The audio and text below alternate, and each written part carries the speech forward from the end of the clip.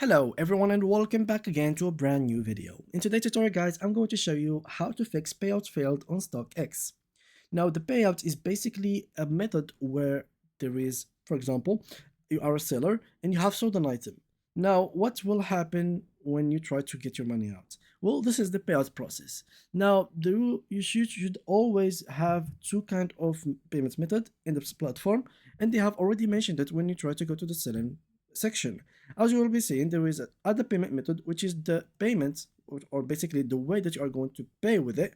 For example, if you try to buy something through the platform, this is what they are going to use it as a reference.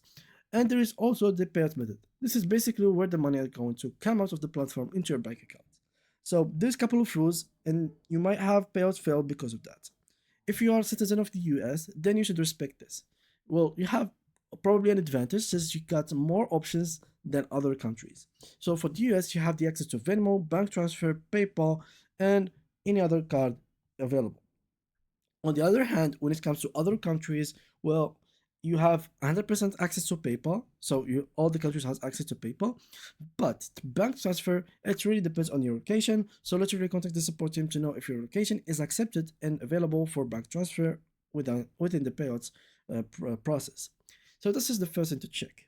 The second thing is check if the actual item that you have sold basically has been available or basically haven't been cancelled.